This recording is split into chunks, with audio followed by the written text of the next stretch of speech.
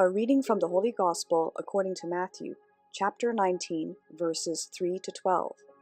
The passage is taken from the Message version of the Bible. One day the Pharisees were badgering him. "Is it legal for a man to divorce his wife for any reason?"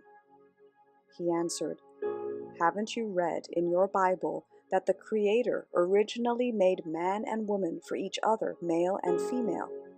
And because of this, a man leaves father and mother and is firmly bonded to his wife, becoming one flesh, no longer two bodies, but one. Because God created this organic union of the two sexes, no one should desecrate his art by cutting them apart." They shot back in rebuttal, "If that's so, why did Moses give instructions for divorce papers and divorce procedures?" Jesus said, "Moses provided for divorce as a concession to your hard-heartedness, but it is not part of God's original plan.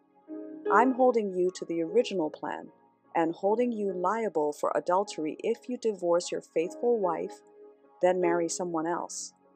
I make an exception in the cases where the spouse has committed adultery." Jesus' disciples objected, "If those are the terms of marriage, we haven't got a chance.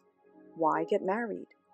But Jesus said, "Not everyone is mature enough to live a married life. It requires a certain aptitude and grace. Marriage isn't for everyone. Some from birth seemingly never give marriage a thought. Others never get asked or accepted. And some decide not to get married for kingdom reasons. But if you're capable of growing into the largeness of marriage, do it." The Gospel of the Lord.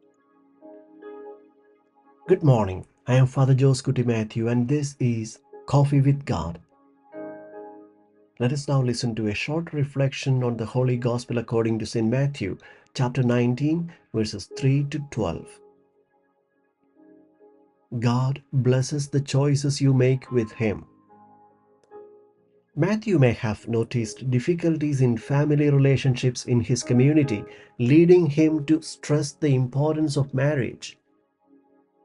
The influence of the Judaisers and Pharisees on the Christian community was significant because most believers had previously been Jewish. As a result, Matthew aims to reaffirm Jesus' teachings on marriage, that it is not just a partnership between a man and a woman.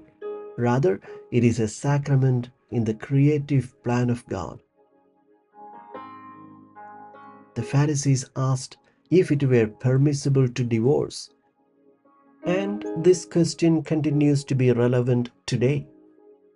Marriage is a blessing not only to the couple but also to their families and to the society. Through marriage, they are co-creators of human life. Therefore, what God has joined together, man must not separate.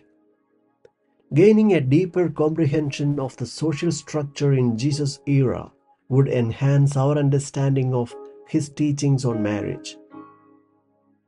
Matthew uses this teaching of the Lord to serve as a clear denouncement of the practice of polygamy within Jewish customs. Additionally, it highlights the husband's accountability. In divorcing his wife and marrying another, he is engaging in adultery. Moreover, it aimed to safeguard women from being subjected to their husband's unrestricted power to divorce. Matthew points to God's will rather than to a legalistic code for denouncing divorce. Pope Francis' apostolic exhortation on love in the family, Amoris Laetitia, helps us to understand the challenges that married couples face and how their marriages can break down for various reasons. The Pope encourages the Church to be empathetic towards those who have separated or divorced. The fear of the disciples is also our fear today. It would be better not to marry, many say.